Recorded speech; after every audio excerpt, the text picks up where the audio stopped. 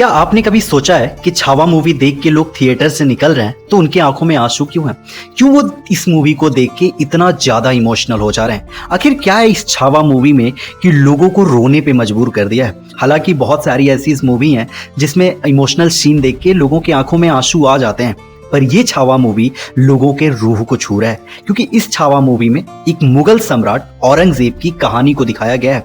उस कहानी को जिसे हमारे हिस्ट्री की किताबों में हमें न जाने कितनी गलतियों के साथ पढ़ाया गया है, उस औरंगजेब की कहानी को जो हमें बताया गया है कि वो मंदिरों के लिए दान देता था, पर सच्चाई इससे टोटली अलग है।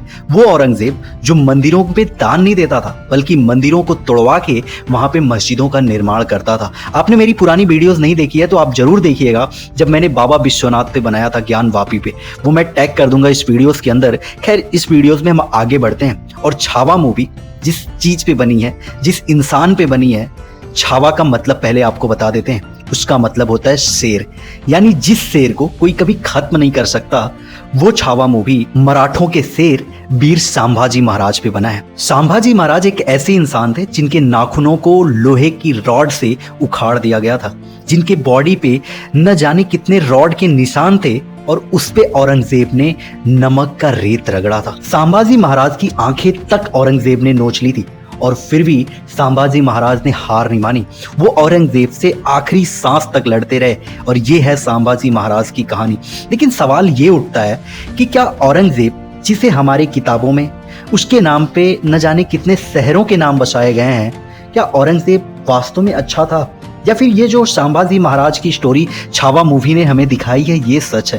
क्योंकि बहुत सारे लोग जो ट्विटर पे आके ये लिख रहे हैं कि आज से 500 साल बाद भी लोग औरंगजेब के नाम पे रो रहे हैं, वो ऐसा इसलिए कह रहे हैं क्योंकि मूवी देख के जब लोग थिएटर से बाहर आ रहे हैं तो उनकी बहुत सारी वीडियोस क्लिप आई हैं जिसमें वो रोते हुए दिखाई दे रहे हैं। तो सवाल ये भी उठता है कि जो हमारे इतिहासों में हमें पढ़ाया गया है, क्या वो हमें सच्चाई से बहुत दूर रखता है? क्योंकि इन सारी चीजों को देखने के बाद एक सवाल तो बनता है हर उस बच्चे के मन में जो आज अपनी हिस्ट्री को पढ़ना चाहता है, हिस्ट्री को जानना चाहता है। हमारे इतिहास में बहुत सारी ऐसी चीजें हैं जो हमें दिखाई तक नहीं गई हैं, जिनमें एक ये वीर संभाजी महाराज की एक स्टोरी भी थी। हालांकि मराठों की स्टोरी हम बहुत पढ़ते आए हैं, हमें मराठों की स्टोरी से हमेशा वाकिफ किया गया है, चाहे वो शिवाजी महाराज की स्टोरी रही हो, क्योंकि शिवाजी महाराज को मराठे बहुत मानते हैं। लेकिन यहाँ सवाल मराठों की नहीं है, यहाँ सवाल छावा मूवी की भी नहीं है।